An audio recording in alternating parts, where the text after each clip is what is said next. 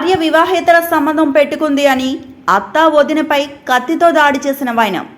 ఆంధ్ర తూర్పుగోదావరి జిల్లా ఏలేశ్వరం మండలంలో తిరుమాలిలో దారుణం చోటు చేసుకుంది. హరిబాబు అనే వ్యక్తి ఓ మహిళను పెళ్లి చేసుకున్నాడు. మనస్పర్ధలు రావడంతో వారు విడిపోయి వేరువేరుగా ఉంటున్నారు. సదరు మహిళ అదే గ్రామానికి చెందిన మరో వ్యక్తితో కలిసి ఉంటోంది. ఇది సహించలేని హరిబాబు తిరుమాలికి వచ్చి కత్తితో అత్త వదినపై కత్తితో విచక్షణారహితంగా దాడి చేశాడు. ఈ దాడిలో వారు తీవ్రంగా గాయపడ్డారు. ఈ ఘటనపై పోలీసులు కేసు నమోదు చేసి దర్యాప్తు చేపట్టారు.